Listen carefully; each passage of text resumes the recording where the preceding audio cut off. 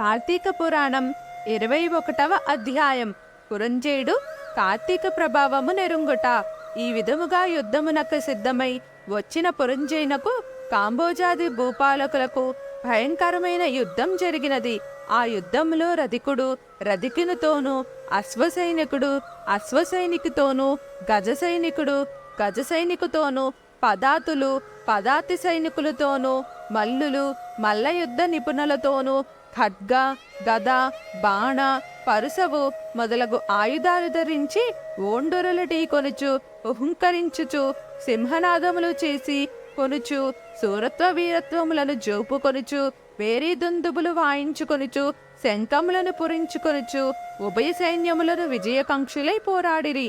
ఆ రణభూమి నందు చూచినకు విరిగిన రథపు కుట్టలు, తెగిన మొండెములు, తొడలు, తలలు, చేతులు, హాహాకారములతో దీనావస్థలు వినిపిస్తున్న ఆక్రందనలు, పర్వతాల వలె పడియున్న ఏనుగులు, గుర్రముల కలేబరాలు దృశ్యములే ఆ మహాయుద్ధమును వీరత్వము చూపి చచ్చిపోయిన ప్రాణులను తీసుకువెళ్ళటానికి దేవదూతలు పుష్పక విమానపై వచ్చిరి.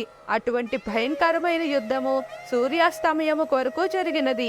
కాంబోజాది భూపాలుర సైన్యము చాలా నష్టమైపోయెను. అయినను 3 అక్షహీనులున్న పురంజయుని సైన్యము వల్ల అతి సాహసముతో పట్టుదలతో ఓడించినది. పెద్ద సైన్యమున్నను పురంజయునకు అపజయమే కలిగెను.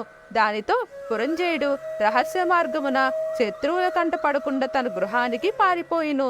బలోప్రీతులైన శత్రురాజులు రాజ్యమును ఆక్రమించుకున్నారు. పురంజయుడు విచారముతో సిగ్గుతో దుఃఖించుచుండెను. ఆ సమయములో వశిష్ఠులు వచ్చి పురంజయుని ఓరడించి, రాజా, మొన్నొకసారి నీ వద్దకు వచ్చి తిని నీవు ధర్మాన్ని తప్పినావు. నీవు చేస్తున్న దురాచారాలకు అంతే లేదు. ఇంకా సైన్యను సన్మార్గుడవై ఉండవని హెచ్చరించి తిని ఎప్పుడు నా మాట లానే లేదు.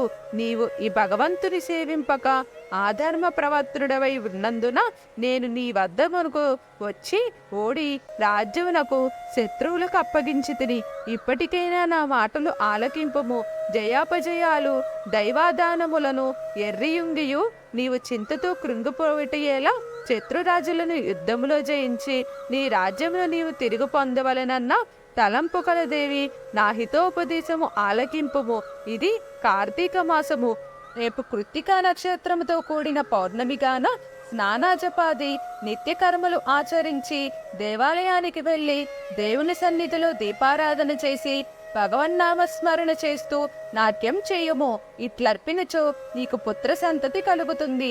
అంతేకాదు, శ్రీమన్నారాయణుని సేవించటం వలన శ్రీహరి మిక్కిలి సంతోషం పొంది శత్రువులను చెండాడటానికి నీకు చక్రాయుధము కూడా ప్రసాదించును. కనుక రేపు అట్లు చేసిన ఎడల పోగొట్టుకున్న రాజ్యం తిరిగి పొందగలవు. నీవు అధర్మ ప్రవర్తుడివై దుష్ట సహవాసం మానేసి చేతగదానికి అపజయము కలిగినది. కానలేపో శ్రీహరిని నీ మదిలో తలచి నేను తెలియచేసినట్లా చెయ్యి అని హితోపదేశం చేసెను. ఇట్లు స్కాంద పురాణాంతర్గత వశిష్ఠ ప్రోక్త కార్తీక మహత్య వందలి 21వ పారాయణం 21వ అధ్యాయము సమాప్తము. స్వస్తి.